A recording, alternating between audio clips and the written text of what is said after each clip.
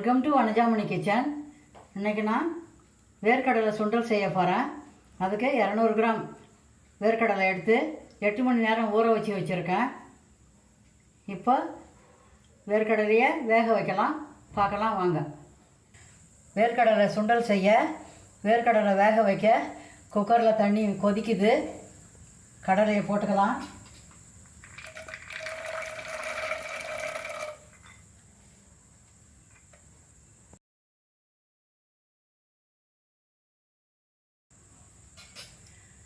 இதுக்கு கல் உப்பு போட்டுக்கிறேன். 5 விசில் வைக்கணும். தண்ணி கொதிச்சு விடுது, மூடிக்கலாம்.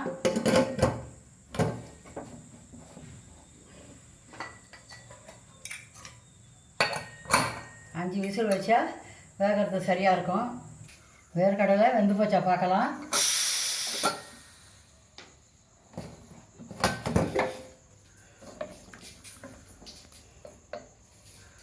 வெந்து போச்சான்னு பார்க்க அழுத்தி விட்டால் நசுங்கணும்.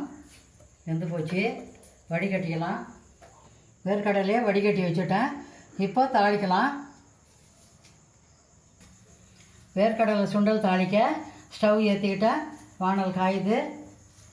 1 ஸ்பூன் எண்ணெய் போட்டுக்கலாம். எண்ணெய் காயட்டும். கடுகு உளுத்தம்பருப்பு போட்டுக்கலாம்.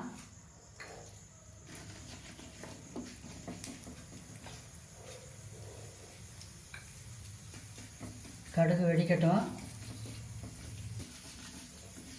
கடுகு உளுத்தம்பருப்பு அரை ஸ்பூன் போட்டிருக்கேன். கடுகு வெடிக்கணும். கடுகு வெடிக்குது, உளுத்தம்பருப்பு செவுக்குது. இப்போ 2 மிளகா, காஞ்ச மிளகா கிள்ளி வச்சுருக்கேன், அதையும் சேர்த்துக்கிறேன்.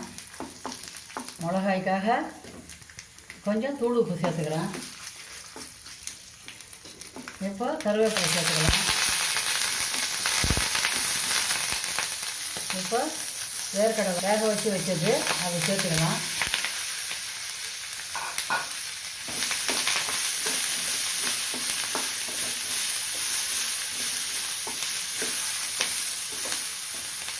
சேர்த்து ஒரு கிளறி விட்டுட்டு இப்போ பெருங்காயப்பொடி 2 சிட்டிகை அதையும் சேர்த்துக்கிறேன். பெருங்காயப்பொடி சேர்த்தா ஜீரணத்துக்கு நல்லது. மல்லாட்டை சுண்டல்னு சொல்லுவாங்க, மணிலான்னு சொல்லுவாங்க, வேர்க்கடலைன்னு சொல்லுவாங்க. இதுக்கு பல பேர் உண்டு. இப்போ தேங்காய் பூ சேர்த்துக்கிறேன், 1/2 கப்பு.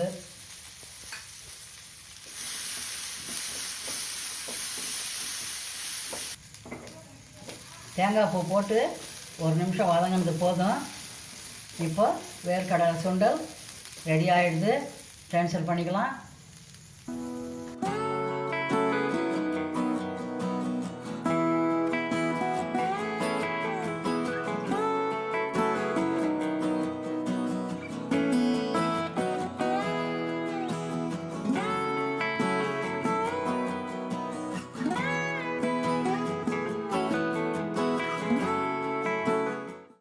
நீங்களும் இது போல் செய்து பாருங்கள், சாப்பிட்டு பாருங்கள். எப்படி இருந்துச்சுன்னு கமெண்ட்டில் சொல்லுங்கள். இந்த வீடியோ உங்களுக்கு பிடிச்சிருந்தா லைக் பண்ணுங்கள், கமெண்ட் பண்ணுங்கள், ஷேர் பண்ணுங்கள். சத்துள்ள சுண்டல் செய்து சந்தோஷமாக சாப்பிடுங்க. தேங்க்யூ.